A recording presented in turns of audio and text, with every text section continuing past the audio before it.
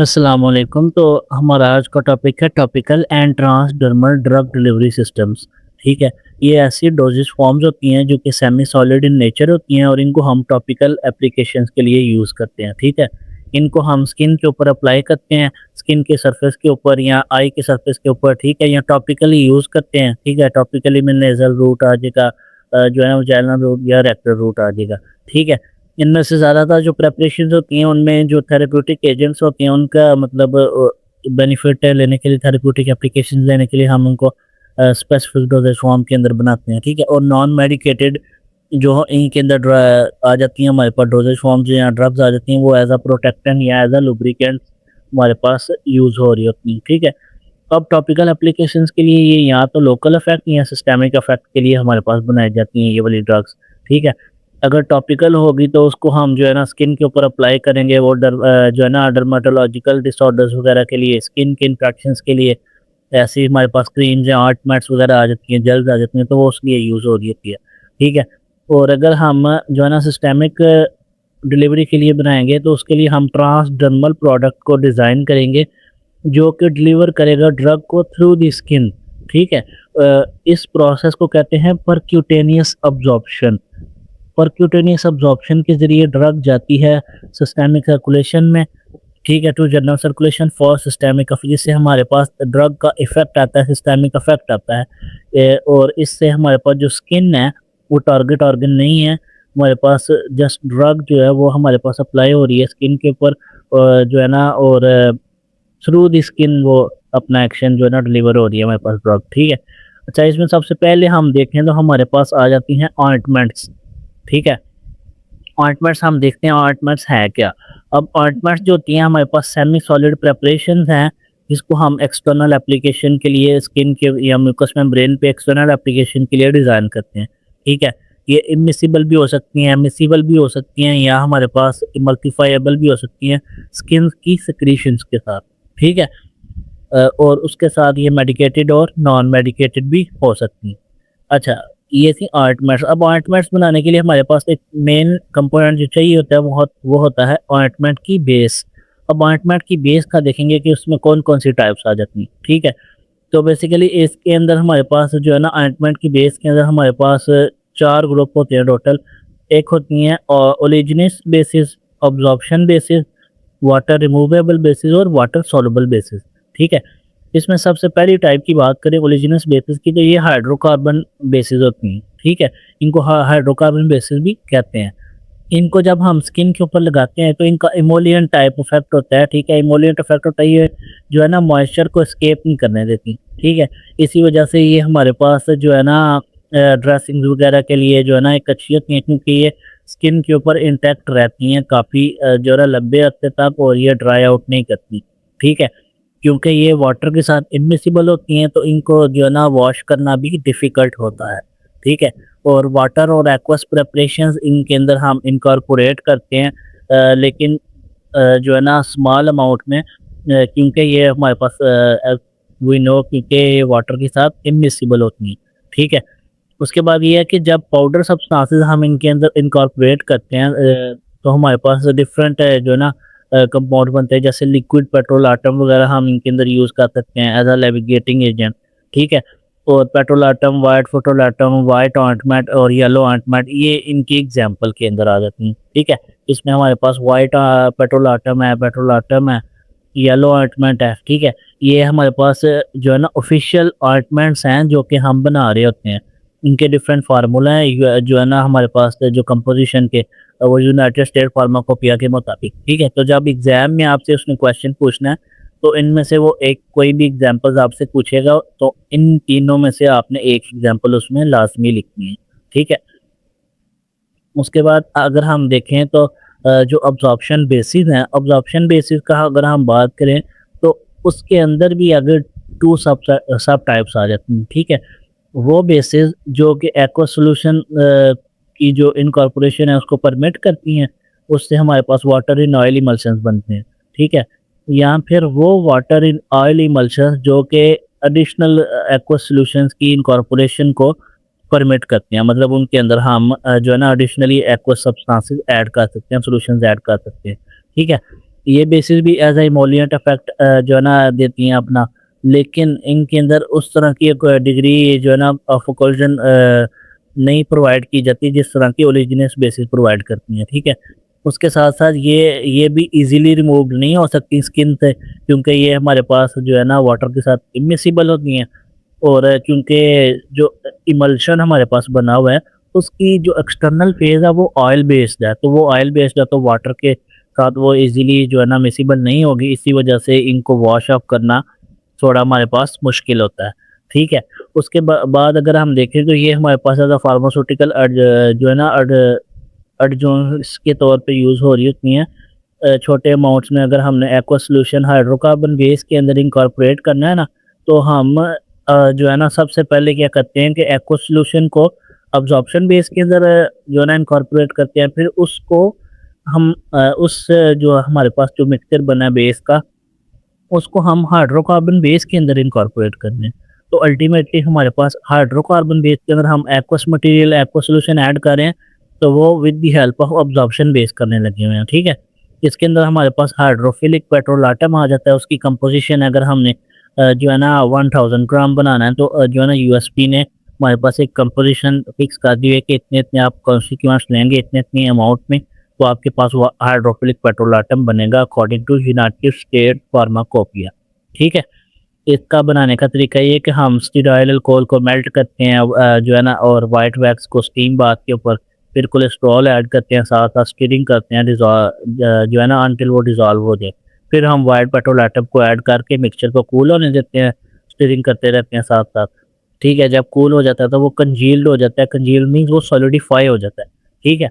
उसके बाद उसने क्या बताया हुआ है कि इसका एक कमर्शियल प्रोडक्ट हमारे पास एक्वा 4 आता है, ठीक है, वो हाइड्रोक्सिल पेट्रोलाटम की एक वेरिएशन है, ठीक है। उसका उसने बताया हुआ कि वो 3 टाइम्स अपने जो है ना वेट से ज़्यादा वाटर को स्टोर कर सकता है। उसके बाद हमारे पास इसके अंदर लैनोलिन की एग्ज़ाम्पल आ जाती है, एनहाइड्रस लैनोलिन, ठीक है, जो हम ओविस एरिस जो शीप होती है उसकी वूल से लेते हैं, ठीक है, और वो भी हमारे पास एज़ अ जो है ना यूज़ हो रहा होता है, एज़ अ फाइबर भी यूज़ हो सकता है हमारे पास जो है ना लैनोलिन वगैरह हमारे पास यूज़ हो रहा था वूल के तौर पे, ठीक है। अच्छा, उसके बाद हमारे पास वाटर रिमूवेबल बेसिस आ जाती हैं। Water removable basis oil in water emulsions होते हैं, जो कि क्रीम्स के साथ उनकी रिज़ेम्बलेंस होती है हल्की, ठीक है। उनके अंदर एक्सटर्नल फेस एक्वस है, तो ये ईज़िली वॉश हो सकती हैं वाटर के साथ, ठीक है। इनको वाटर वॉशेबल बेसिस भी कहते हैं इसी वजह से, ठीक है। और उसके साथ हम इनको वाटर के साथ या एक्वा सॉल्यूशंस के साथ डाइल्यूट भी कर सकते हैं, ठीक है। और ये हमारे पास होती हैं सीरियस डिस्चार्ज वगैरह को अब्ज़ॉर्ब करने के लिए, ठीक है। इनके अंदर हाइड्रोफिलिक ऑइंटमेंट आ जाती है, उसकी कंपोज़िशन है अकॉर्डिंग टू यूएसपी, ठीक है। ये इसकी एग्ज़ाम्पल भी है। उसके बाद आती हैं वाटर सॉल्युबल बेसिस।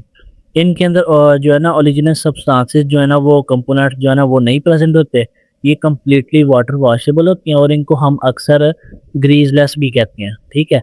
और ये हमारे पास जो है ना जब हम इनके अंदर वाटर को ऐड करते हैं तो ये जो है ना सॉफ्ट हो जाती हैं, ठीक है। और जो है ना सॉफ्ट होके ये हमारे पास जो है ना ऐसा इनकी सॉफ्ट सी अपीयरेंस हो जाती है, ठीक है। लेकिन इनके अंदर हम large amount of aqua solutions को इनकॉर्पोरेट नहीं कर सकते, जिस तरह हम हाइड्रोकार्बन बेसिस के अंदर कर रहे थे with the help of absorption basis, ठीक है।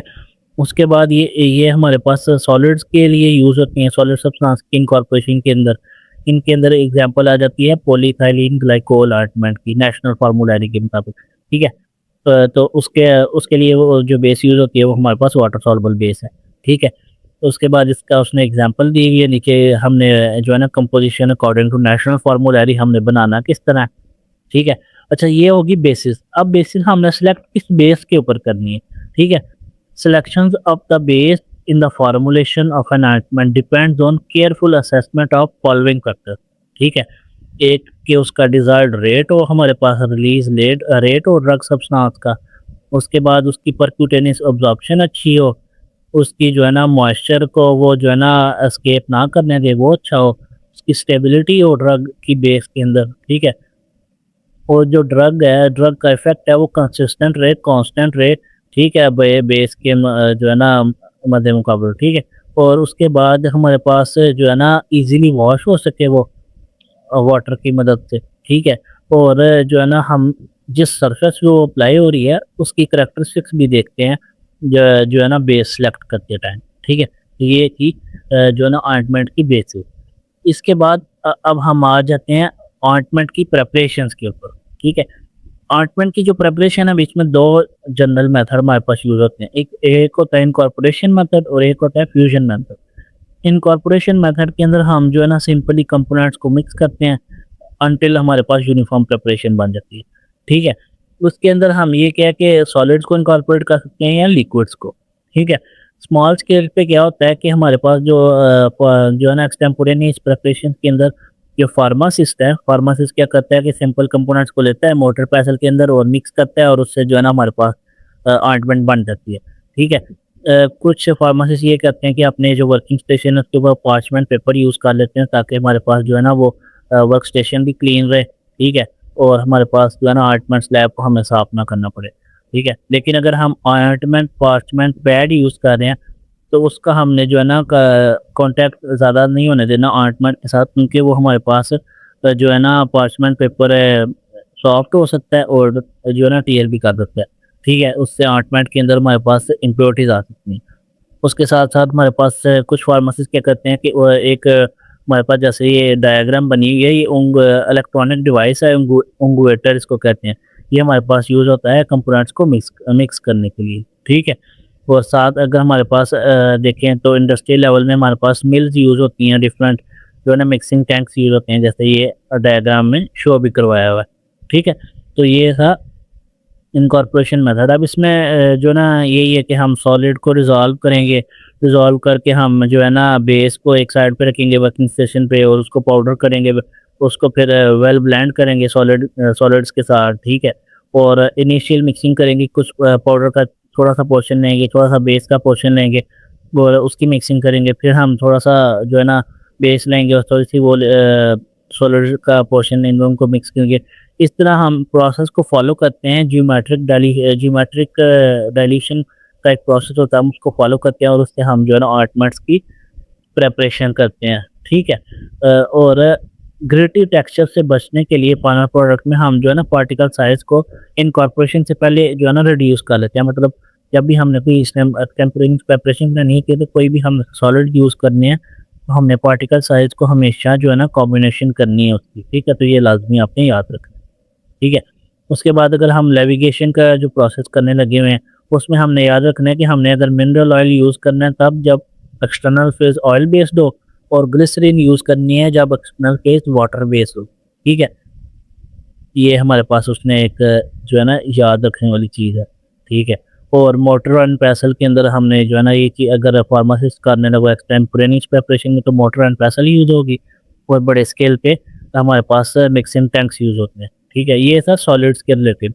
अगर हम लिक्विड्स को इनकॉर्पोरेट करें तो लिक्विड सब्सटेंसेस को हमने जो है ना अपार्टमेंट के अंदर जो है ना ऐड करना है, तब ऐड करना है जब हमने बेस की कैपेसिटी और वॉल्यूम जो है ना देख लिया हुआ है कि बेस जो है वो कितना वॉल्यूम ऑफ जो है ना लिक्विड को इनकॉर्पोरेट करवा सकती है, ठीक है।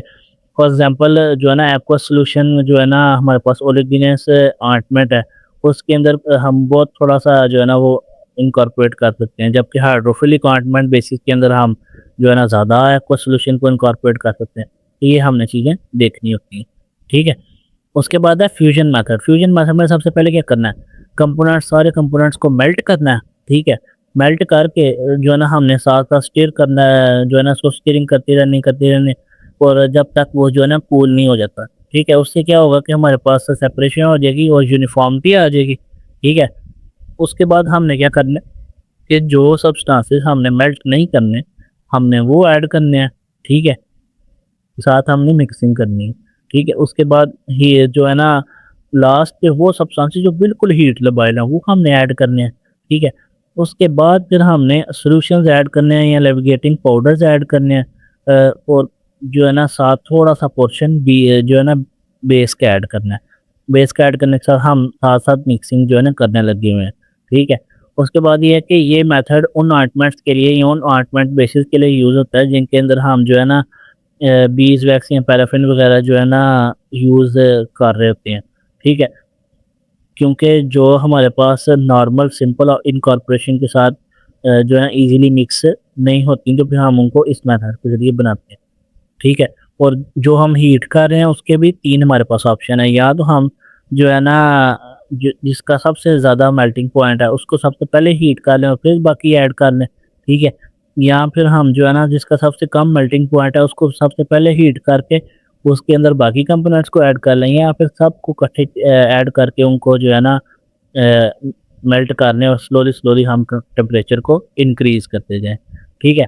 और उसके बाद ये है कि इमल्शन बेस आर्टमेट्स होती हैं, इमल्शन बेस आर्टमेट्स के लिए हम क्या करेंगे कि जो है ना इमल्शन की बेस यूज़ करेंगे। उसके लिए क्या है कि हम जो है ना ऑयल और वैक्स के कंपोनेंट्स को मिक्स करेंगे, मेल्ट करेंगे स्टीम बाथ के अंदर, ठीक है? और उसके बाद हम हीट स्टेबल या वाटर सॉल्युबल इंग्रीडिएंट्स का एक सॉल्यूशन बनाएँगे, उसको हीट करेंगे सेम टेम्परेचर पे जितना हमने ऑयल के मिक्सर को हीट किया है, ठीक है?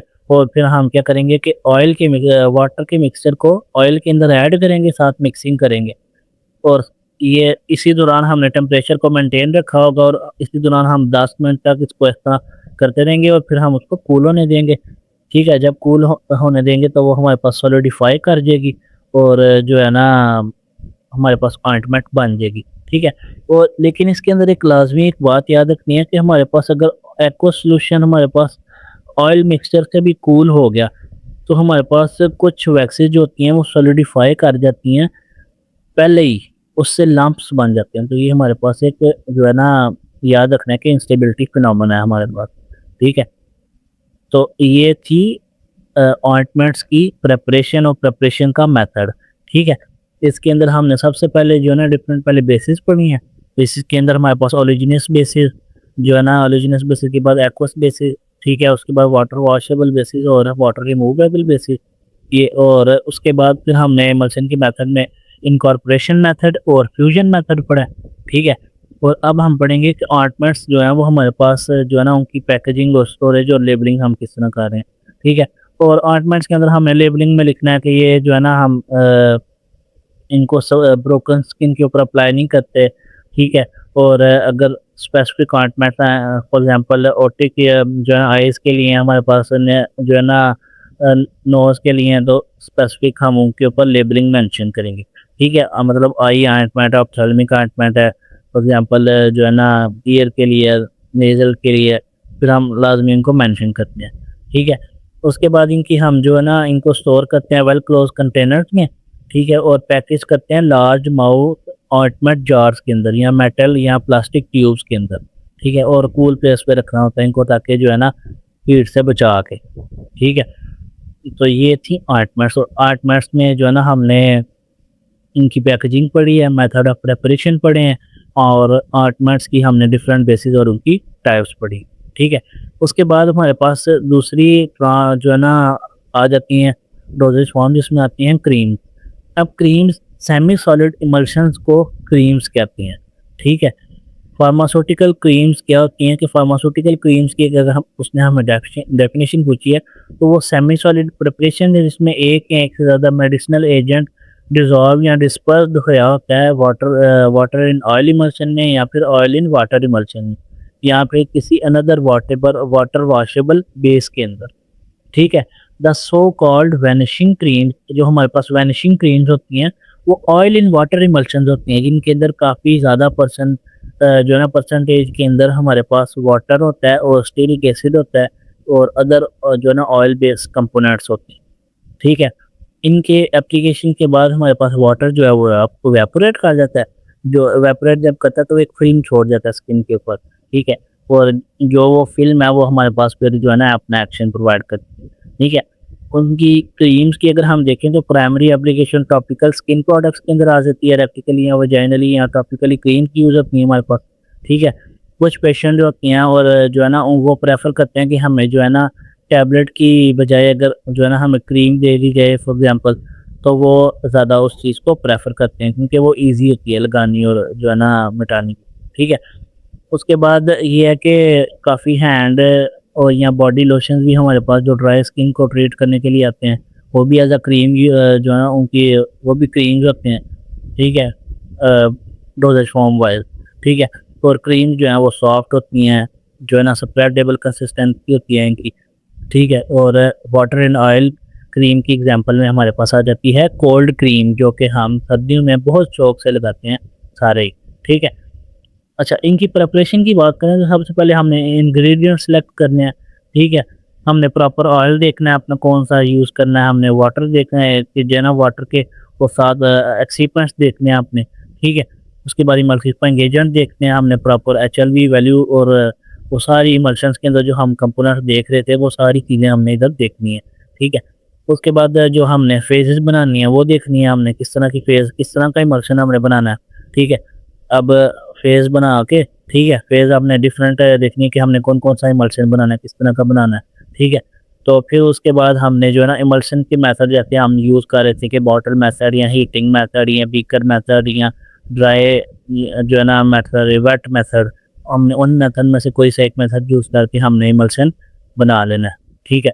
जैसे उसने बताया हुआ है कि बोथ फेजेस को सेपरेटली हीट करके ये हमारे पास बीकर मेथड को यूज़ कर रहा है, ठीक है। बीकर मेथड को यूज़ करके फिर हम स्लोली जो है ना कंबाइन कर लेंगे फेजेस को अपनी मर्ज़ी से, ठीक है। और कंबाइन करके फिर हम उसको कूल करेंगे तो वो हमारे पास कंजील कर जाएगी, मतलब हार्ड कर जाएगी, सॉलिडिफाई हो जाएगी, तो हमारे पास जो है ना वो हमारी जो क्रीम है वो बन जाएगी, ठीक है। उसके अंदर उसने कहा है कि स्टेबिलिटी इम्प्रूव करने के लिए, पार्टिकल साइज़ को इम्प्रूव करने के लिए हम जो है इनको हाई लेवल पे हम जो है ना मिक्सिंग कर सकते हैं, होमोजेनाइजेशन कर सकते हैं, वो लेकिन ऑप्शनल होती है हमारे पास, ठीक है।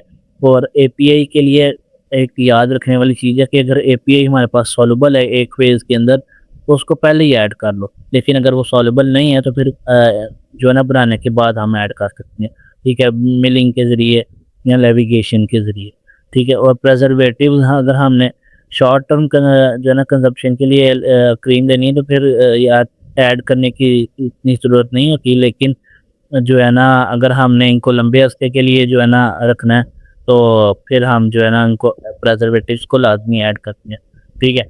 और जो है ना हमारे पास ये ऐड करने के बाद जो फाइनल प्रोडक्ट है वो उसकी जो है ना कंसिस्टेंसी स्मूथ होनी चाहिए, ग्रिटी नहीं होना चाहिए, यूनिफॉर्म होना चाहिए और स्टेबल होना चाहिए, ताकि हम उसको पैकेजिंग करके जो है ना लेबल करके प्रॉपर मार्केटिंग जो है ना उसकी कर सकें और मार्केट्स के अंदर हम उसको बेच सकें, ताकि पेशेंट्स जो हैं उसको अप्लाई कर सकें स्किन के ऊपर और थेराप्यूटिक बेनिफिट जो है वो हासिल कर सकें, ठीक है। और ये थी क्रीम्स। क्रीम के अंदर हमने सबसे पहले पढ़ा कि सेमी सॉलिड इमल्शंस को ही हम जो है ना क्रीम्स कहते हैं, और इनके अंदर मेडिसिनल एजेंट्स होते हैं डिज़ोल्व हुए हुए water in oil in water emulsion के अंदर। इनमें वैनिशिंग क्रीम, कोल्ड क्रीम आ गई, हमने इसके अंदर एक देखा कि हम इनको बना किस तरह रहे हैं। हमने इमल्शन के मेथड के थ्रू इनको बनाया क्योंकि ये इमल्शंस ही होते हैं, ठीक है। और प्रिजर्वेटिव्स वगैरह ऐड कर सकते हैं अगर लॉन्ग टर्म हमने इनको स्टोर करना है। अच्छा, उसके बाद आ जाते हैं लोशंस। अब जो लोशंस हैं हमारे पास, जब हमारे पास सॉल्यूशन की बजाय अगर हमने कोई लिक्विड डोजेज फॉर्म भी लेनी है टॉपिकल एडमिनिस्ट्रेशन के लिए, तो हम फिर लोशंस को यूज़ करते हैं, ठीक है। लोशंस क्या होते हैं, ये भी इमल्शन या सस्पेंशन होते हैं एक्वस व्हीकल के अंदर जनरली, ठीक है। लेकिन कुछ सॉल्यूशंस इस तरह डिज़ाइन किए जाते हैं कि लोशंस जो है ना हमारे पास वो हम उनकी एप्लीकेशन जो है ना एप्लीकेशन पर डिपेंड करता है कि पेशेंट जो है वो क्रीम उसको सूट नहीं कर रही तो वो फिर एज अ लोशन को जो है ना यूज़ कर लेता है थेरेप्यूटिक बेनिफिट हासिल करने के लिए, ठीक है। और इनको हम सॉलिड डोजेज फॉर्म पे, सेमी सॉलिड डोजेज फॉर्म पे प्रेफर करते हैं क्योंकि इनकी नॉन ग्रीजी करैक्टर होता है और ये इजीली स्प्रेड हो जाते हैं लार्ज एरिया पे, ठीक है। उसके बाद ये है कि ये हमारे पास उन एरियाज़ पे अप्लाई होते हैं जिधर फ्रिक्शन वगैरह अकर हो सकता है, जैसे फॉर एग्जांपल थाई या हमारे पास आर्म पैड्स हो जाती हैं, तो उधर हमारे पास लोशन जो है वो अप्लाई होते हैं, ठीक है। उसके बाद हैंड बॉडी लोशंस आते हैं हमारे पास ड्राई स्किन को अप्लाई करने के ऊपर अप्लाई करने के लिए, ठीक है। और टॉपिकल इमल्शंस की बात करें तो उनमें भी लोशंस हमारे पास यूज़ हो रहे होते हैं किसी ड्रग को एडमिनिस्टर करने के लिए सिस्टेमिकली। फॉर एग्जांपल हमारे पास जो है ना एक एस्ट्राडायोल आता है, उसका हमारे पास जो है ना लोशन आता है, वो हॉट फ्लैशेस और नाइट स्वेट को जो है ना जो जिन वुमेन में मेनोपॉज के बाद नाइट स्वेट्स आते हैं या हॉट फ्लैशेस आते हैं तो उनमें ट्रीटमेंट के लिए एस्ट्राडायोल हमारे पास यूज़ हो रहा होता है, तो वो हमारे पास टॉपिकली एडमिनिस्ट्रेशन के अंदर जो लोशन की डोजेज फॉर्म है वो प्रेफर की जाती है, ठीक है। ये क्रीम से हमारे पास पतले होते हैं, क्रीम से थिन होते हैं और इनको हम पंप्स के अंदर जो है ना पैकेज करते हैं, तो इनकी पैकेजिंग और ये हमारे पास वेरी क्विकली अब्जॉर्ब होते हैं और काफ़ी लाइट होते हैं स्किन के ऊपर, ठीक है, और इजीली डिस्ट्रीब्यूट हो जाते हैं हेयरी एरियाज में, ठीक है। और over the counter body moisturiser भी हमारे पास यूज होते हैं लोशन के तौर पे, ठीक है। अच्छा, ये थे लोशंस। अब लोशंस के बाद इन्हीं से रिलेटेड हमारे पास आ गए हैं लिनीमेट्स। अब लिनीमेट्स जो है वो अल्कोहलिक या ऑयल बेस्ड सोल्यूशन होते हैं या इमल्शन होते हैं मेडिसिनल सब्सटेंसेस के। इनको हम जो है ना स्किन के ऊपर जो है ना रब करके अप्लाई करते हैं, ठीक है। इनके अंदर अल्कोहलिक या नॉन हाइड्रोअल्कोहलिक व्हीकल हम यूज़ करते हैं जब हमें जो है ना रूबिफिशिएंट या जो है ना पेनिट्रेटिंग या काउंटर इरिटेंट इफेक्ट चाहिए होता है ड्रग का, ठीक है।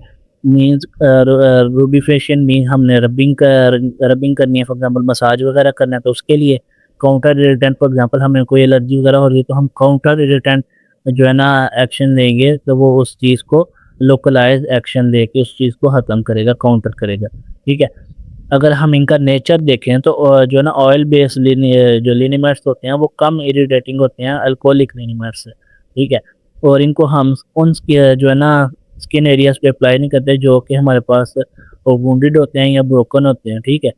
क्योंकि हमारे पास इनके अंदर अल्कोहल कंटेंट होता है तो उस वजह से ये हमारे पास प्रेफर किए जाते हैं उन एरियाज़ में जहाँ पे वुंड ना हो, ठीक है। उसके बाद अगर हम देखें तो इनकी जो व्हीकल है उसको हम सेलेक्ट करते हैं इनकी एक्शन की बिना पे। जो हमने रूबिफिशिएंट है लिनीमेट चाहिए या हमें काउंटर रिटर्न लिनीमेट चाहिए या मसाज के लिए लिनीमेट चाहिए, ठीक है। उसके बाद ऑयल बेस्ड लिनीमेट्स का ये है कि उनके अंदर हम फिक्स्ड ऑयल यूज़ करते हैं एज अ सॉल्वेंट, ठीक है, या फिर वोलेटाइल सब्सटेंस। फिक्स्ड ऑयल के अंदर almond oil, peanut oil, sesame oil या कॉटन सीड ऑयल, या वोलेटाइल सब्सटेंस के अंदर विंटर ग्रीन ऑयल हम यूज़ करते हैं, टर्पेंटाइन ऑयल, ठीक है, या कम्बिनेशन यूज़ कर लेते हैं, ठीक है। और हाँ, जो है ना लिनीमेट्स होते हैं हर लिनीमेट्स के ऊपर ये लेबल होना चाहिए कि इनको एक्सटर्नल यूज़ के लिए अप्लाई करना है, यूज़ करना है, और हमने कभी भी इनको इंटरनली नहीं लेना, ठीक है।